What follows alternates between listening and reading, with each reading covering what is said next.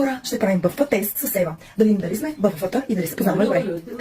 Тя е слушалки и в момента. Така, моят любим цвят, разбира се, е розово. Нейният любим цвят е розово. И на второ място ще кажа зелено, защото все пак е зелената висока и постоянно е зелено, както сега. Здравейте, аз съм Ева, моят най-любим цвят на света е розово. На второ място бих казал зелено, защото съм зелената русалка, разбира се.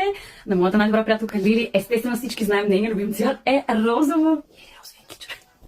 Продължаваме с зодия и рожден ден. Моята зодия, разбира се, е близнаци. Има рожден ден на 31 май. Аз съм Сърец, 28 ноември. Чакайте, че моята не си знаех. 28 ноември съм аз, 31 май. Много яка песен слушаме. Аз съм зодия близнаци, мисля, че ми личи. И съм родена на 31 май, наскоро. Знаете се, пак в момента сме 11 клас. А Лили е зодия Стрелец. Тя сте направо в целта. И е родена на 28 ноември, винаги сме го празнували заедно и така ще продължава да бъде.